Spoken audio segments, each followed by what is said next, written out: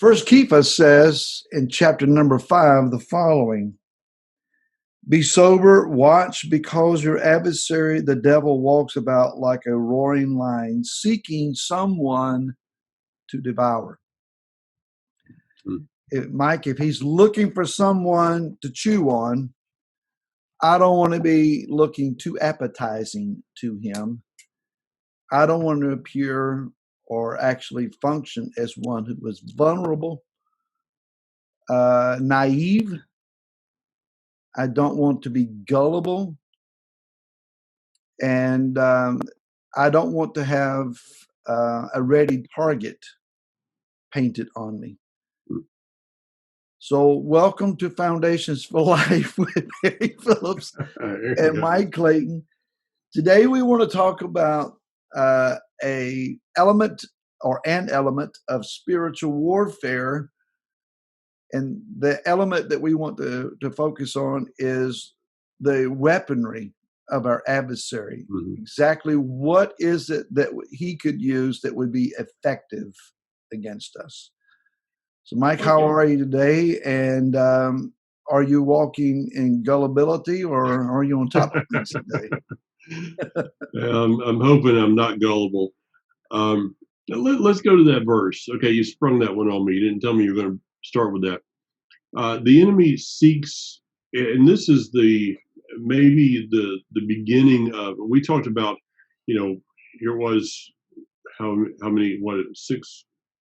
Oh, it's been more than that. It's been like 3 months ago that we began with this concept of spiritual warfare. So we're going back to it because I think it's very appropriate for our day, in that understanding there is a battle going on, understanding there is an enemy. The greatest thing that the enemy can do is to make you forget that he's there. That will cause you the greatest vulnerability of a person. The greatest vulnerability in life is not knowing the enemy is there, not realizing it. The other one is, it says he's seeking those he may devour. Now, the natural teaches us about the spiritual. Okay. We understand that concept. Mm-hmm. So this thing about a lion roaming, a lion is seeking, a lion will go out and look for his prey that has been separated from the herd. Yes. So one of his tactics is separating us, dividing us. That's good. A person that says, well, I'm just going to do this on my own. I'm not going to be around these people anymore. I'm not going to be out there. I'm not going to submit myself to any kind of leadership or a herd of people or congregation or something. What they've said is, I desire to be the target for the enemy. Now, let's bring this into today's terms. What have we seen in this thing called isolation? I believe that isolation can be good. The leper, okay, we looked at that in Leviticus. The leper was sent into isolation for a time. Why? In order for him to deal with himself. But once he dealt with himself, he was going to be healed, and then he was supposed to restore himself through bringing an offering. He was supposed to then be restored into the people. How are we dealing with isolation? Or are people enjoying it? I just soon stay isolated. That kind of a thing. I personally believe, Barry, that when the states open up, and you're seeing it with Virginia, we're seeing a little bit of it in North Carolina. But when churches, congregations, synagogues open up, I'm just wondering how many people are going to decide, I think I can just stay at home and listen online. Well, you give me about 7 or 8 strings to pull here. Um, One of the things that you mentioned being the Metzora, the one stricken with what is translated as leprosy. Yeah. We don't read where that there was a great number of these individuals who were ever permitted to come back into the camp. Now, there very well may have been, but as far as what's recorded in the text, Moshe's sister Miriam and Naaman are the only two that I read about in the Tanakh that were healed and allowed. Um, well, Naaman really wasn't isolated from it being in a different country, but um, the restoration only happened in recorded history that I see is two. Now there may be someone that I'm missing here, but I haven't seen them. In Yeshua's day, he healed the Metzora quite often, or at least it would appear that there were frequently those that he healed and delivered. Um, Being in isolation, I told my congregation this on this past Shabbat. Before we get out of isolation, we may want to be sure that we're ready to come out. Mm-hmm. If we haven't repented for what put us there, then we're not ready to come out. The reality is that while this is a physical realm revelation of disease and virus and so forth, in the spirit realm, I'm seeing that Yah is correcting his body in that we have been extremely guilty of Lashon Hara. We have viciously used our tongues and maligned and slandered and accused. And the Hebraic roots community are those who have led in that function, especially in social media. So to be isolated, I think, is Yah getting our attention and saying, you want to divide, I will divide you. So before we come dancing out of isolation, let's also remember that from the time that the priest has pronounced him clean, the Metzora must go through a 7-day process. What if Yah says, if you want to prove your heart, then shave all the hair off of your body and then you may reassemble? But such was the case for the Metzora. Now, I'm not saying that's what he is telling us, thankfully. But do we want to be a part of the body so badly? Have we learned our lesson to the point that we get it? The Metzora was restored to the camp after he was proven that he got the lesson that was supposed to be learned.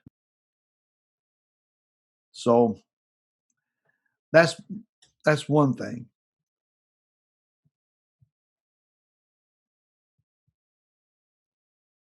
Okay.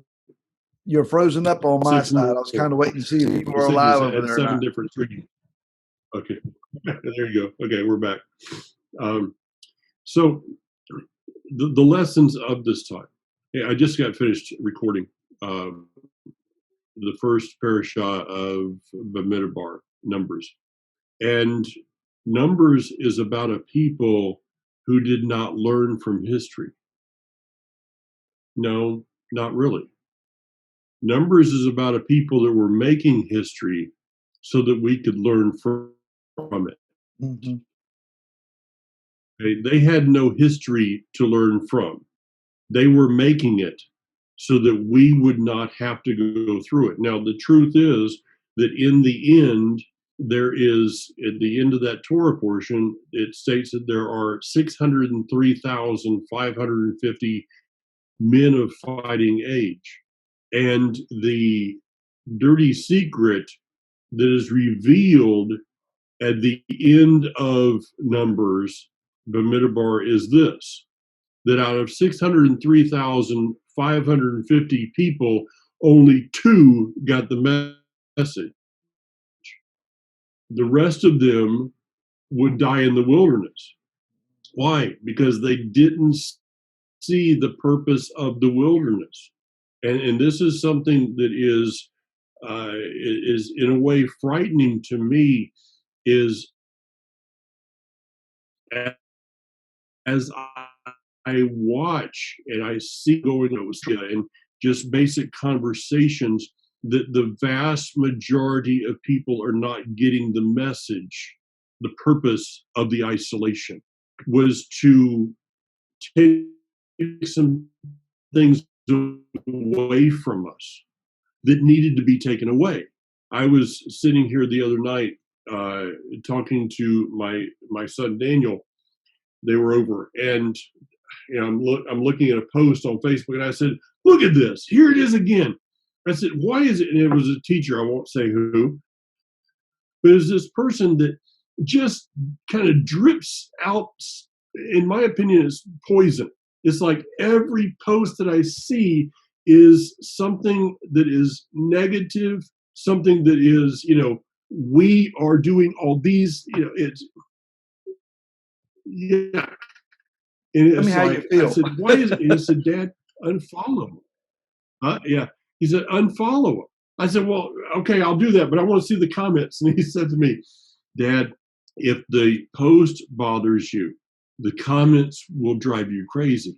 I said, "You're right." So I just hit the unfollow.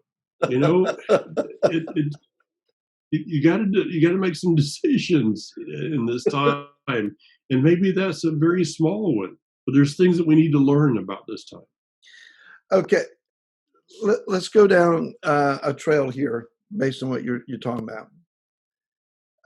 If you're looking at social media and trying to take a pulse of where we are and what's going on, at least on my particular page, what I am seeing is a lot of anger at governmental authorities due to their lack of opening things back up, and people are very much anxious to get back to what they perceive as normal.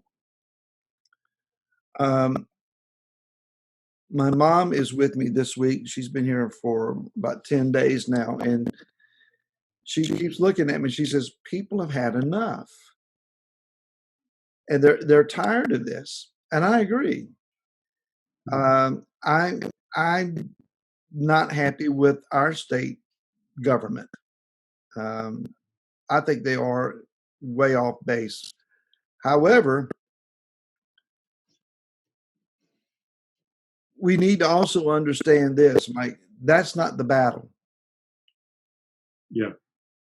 The real battle is being in the spirit realm. This is my opinion. I'm not asking that it be shared by anybody else. This is my opinion. And that is that the restrictive governmental responses that are now being revealed as being part of an agenda that is not about the crisis.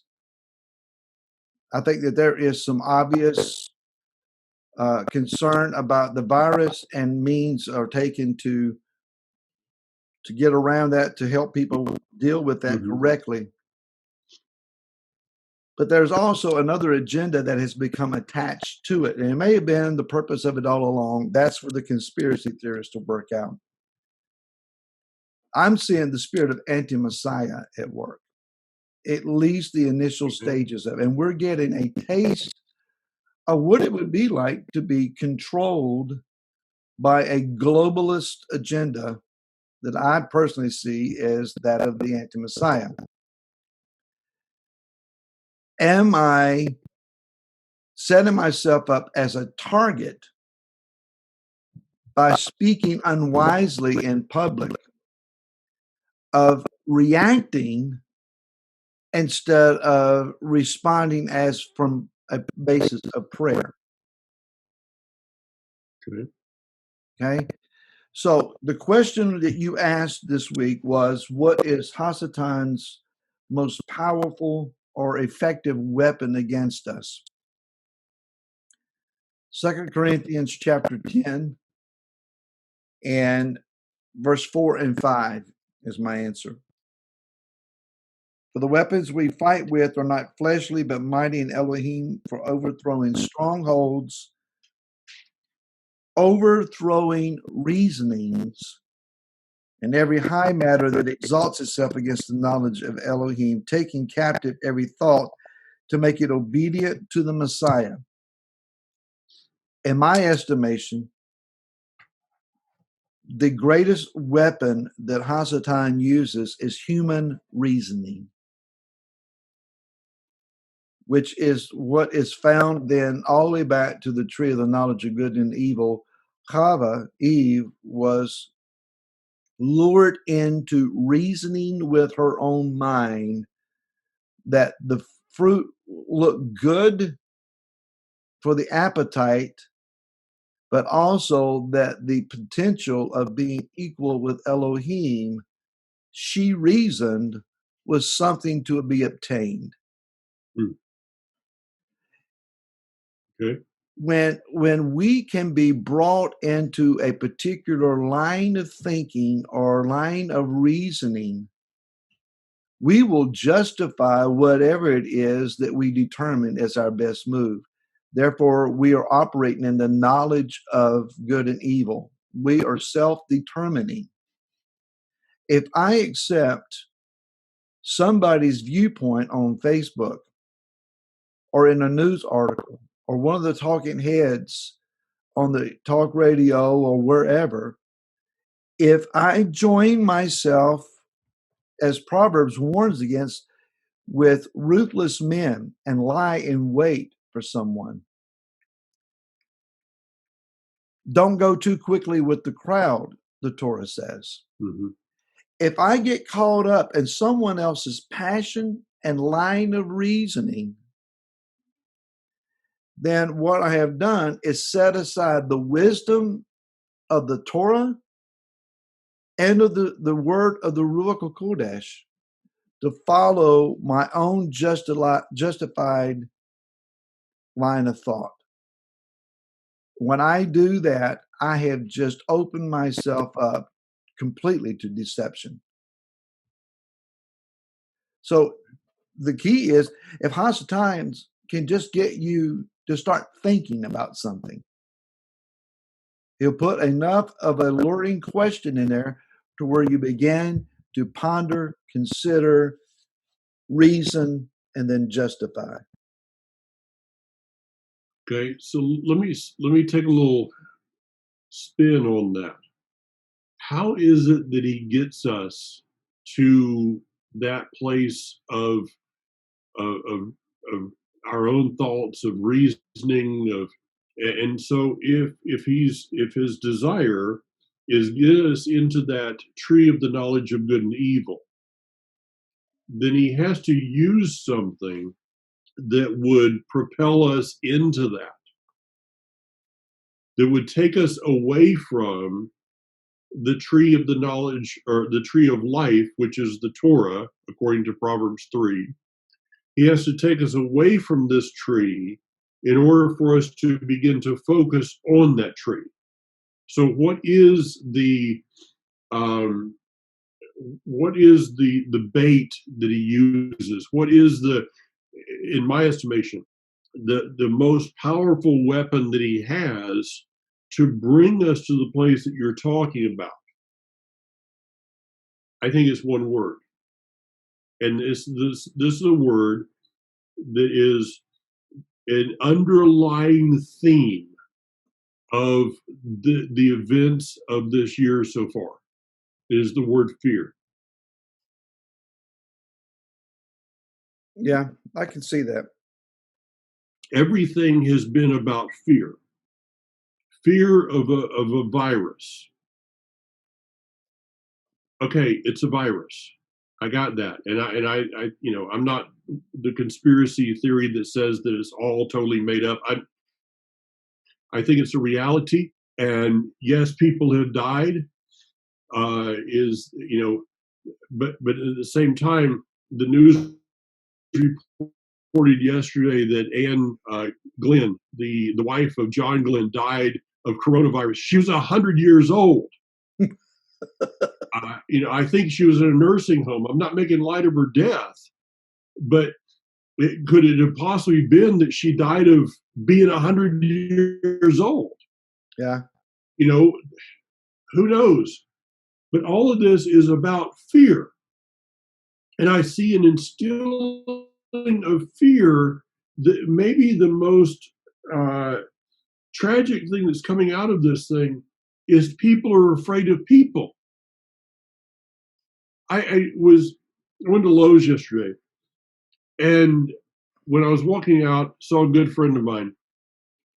We see each other at Lowe's occasionally, and I walked over. He was walking out of his van. I said something. He walked over toward me, and it's like as you're getting closer and closer, what do?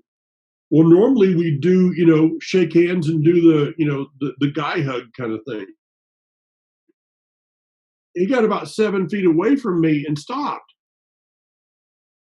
It was like, this is somebody that I know pretty well. I've been with them and their family, and now here's this person that is afraid to come within 6 feet of me. You go to the store, and people don't look at anybody anymore because they're afraid. They're afraid of being around someone. If you're one of these crazies like me that don't wear a mask, I mean, oh, Me either. you're like the Satan incarnate with some of these people. Fear. What I brought this out earlier, last week I think it was. What is this instilling in our children? Our children are being raised. These young people of this age that is so impressionable are being raised in fear of each other, which brings you into, it doesn't matter if everything opens back up, you're still going to be in a level of isolation because of what is going on. Sorry about that, moving my mouse around there. This is, I think that this is the most powerful weapon the enemy has right now, is he is causing us to be afraid of each other.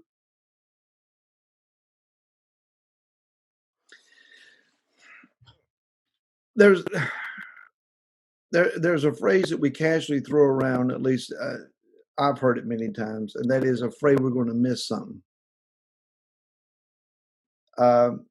You pause the TV because you're afraid you're going to miss something. You go to an event because you don't want to miss something.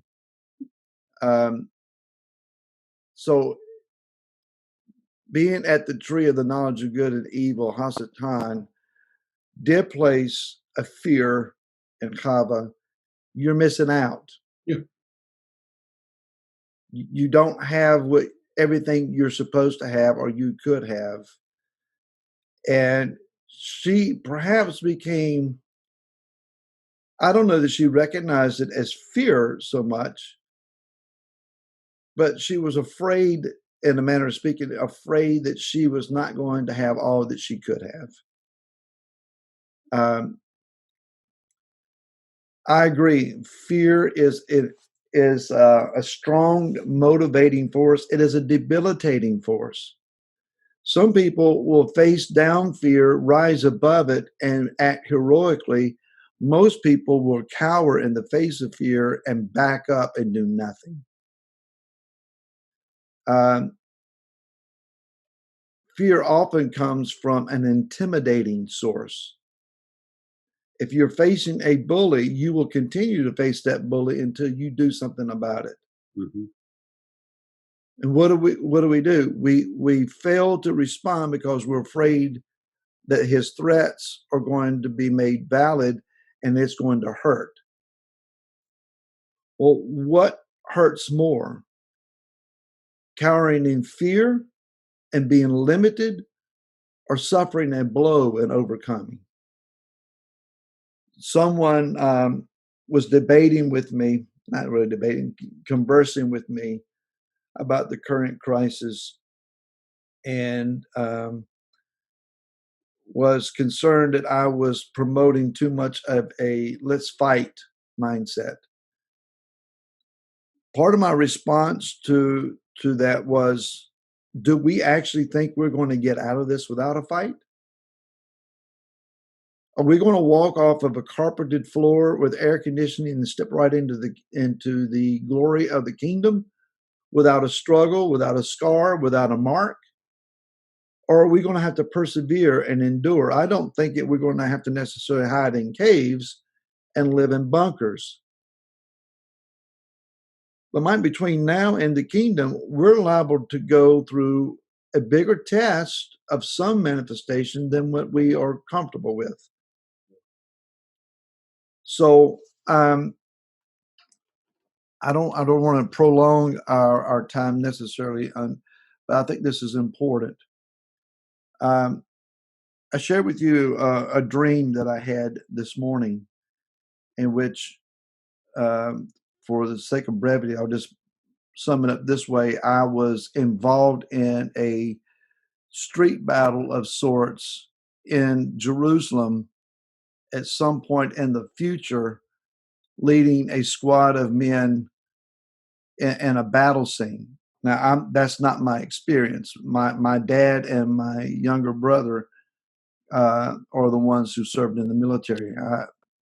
That's not my experience. But in that setting, I was being made aware of you're not functioning at a military level because you don't have this kind of training. And if you've taught me in the past, in a moment of crisis, you will not do what you think you will do. You will do what you train yourself to do. Training is valuable. It's vitally necessary, but it has to be refined at some point by experience. Training is only theoretical until you've had to put it into action. Then it becomes fact. So a troop of men that have been through basic training, they know the mechanics, but it's only after they've put the mechanics through a battle test that they become battle hardened. And you will read military history on occasion, and you will find that one side realizes that what they're facing is not green troops, but this is a battle hardened unit. They have already come through certain conflicts, and they are accustomed to the rigors and to the horrors of war and have persevered. That's who we have to become. Men and women that have been in the trenches of prayer and fought and overcome. Prayer works theoretically. This word is theory until you've had to put it into practice and accomplish. Good point. That's what we're being led to right now. You can argue online about your governmental authorities and what you think that they're not doing correctly.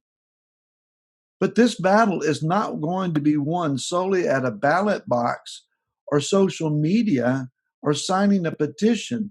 It's going to be won in prayer. And in my estimation, most believers in Messiah are fighting the wrong battle. We're on the wrong battlefield. We're showing up expecting an adversary to attack. He sent a ruse of an army, kind of like what Patton put together on the coastline of England before D-Day. The Nazis were in the wrong place, focusing on the wrong attack angle. That was all strategy. Hasatan is using a ruse. Meanwhile, he's invading us in the spirit realm. If we're absent in that battle, we're going to lose. The last thought I have here is When you go into such a prayer battle, spiritual warfare, you want to know who's in your squad. It's not a time to be paired up with someone who prays like a rookie. And I don't mean that as harsh as it sounds, but when life is in the balance, when you're in the throes of it, you don't need someone praying, and now I lay me down to sleep type of prayer. You need to know that whoever's got your six knows what they're doing and that you can trust them to stand behind your back. Here's the blow the hole in the bottom of the boat thought on that. Your spouse is supposed to have your six. If your spouse doesn't understand prayer, if you as a spouse don't understand prayer, you're supposed to be guarding one another. If you're fighting one another, your prayer life is hindered. Rob Schull wrote about that. So it's vitally important that men and women as a couple understand how to pray. You know, Laura has had one major component in her agenda. I want you to pray with me. The more often I follow through on that, the better things are. All right, I'm finished on the soapbox. Good soapbox. Good one to have.